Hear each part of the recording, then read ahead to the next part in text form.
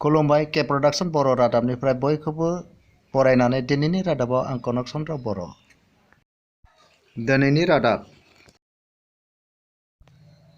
टंलागुदि बर' थुनलाइ आफादा 67थि बर' थुनलाइ आफादनि जोनोम सानखौ लोब्बा लाखिनानै गा 28 बोसोरसालिया जथुम्माखौ साननैनि हाबाफारि लानानै टंलानि नाग्रासारा गेलेग्रा फोथाराव खुंनो लाहार फाहार खालामो।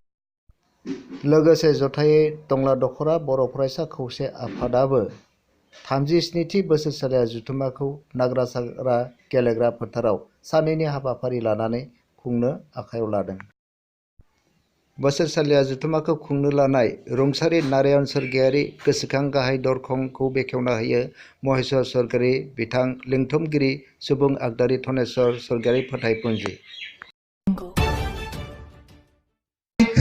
आबसु आरो टंला बर' थुनलाइ आफादनि बिबानगिरि सोद्रोमाफोरा बेबायदि नारा नाथा नाजादों, दुखु खस्थ' खालामदों। बेबायदिनो नाग्रासारानि रायजो राजा सेंग्रा सिख्लाफोराबो गोबां दुखु खालामनानै खस्थ' लानानै नाजानानै दिनै बे हाबाफारिखौ जाफुंसारनायनि लामासिम लानानै फैदों।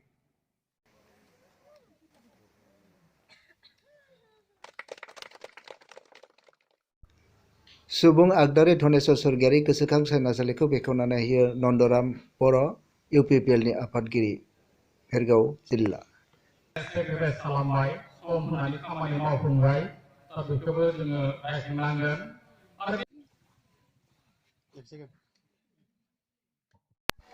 रुंसारि तपेश्वर सोरगियारि गोसोखां जामुंसालिखौ बेखेवना होयो भारतीय जनता पार्टीनि एसटि मोर्चानि आफादगिरि पद्मकान्त बर'आ।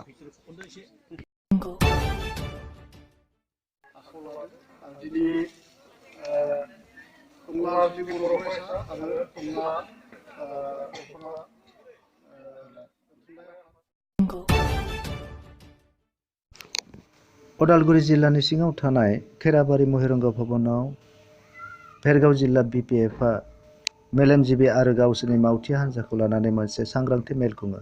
बे मेलाव बिटिसिनि गाहाय खुंगिरि मानिना हाग्रामा महिलारि बिथाङा गाहाय आलासि महरै बाहागो लाफैयो। 2020 সনত যিটো বিটিসি নিৰ্বাচন হ'ব, সেই কথাটো লৈ পেলাই আমি আমাৰ মাজত কৰ্মীৰ মাজত বহুত কথা নিশ্চয় আমাৰ জানিব লগা আছে বা আলোচনা কৰিব লগা আছে। সেইটো বিষয় লৈ আমি আজি এই ভেৰগাঁও জিলা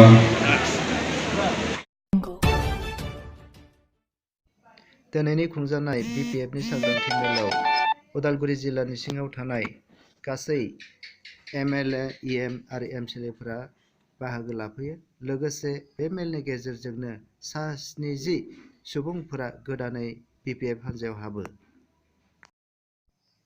निउज रिपर्ट अनन्त बर'।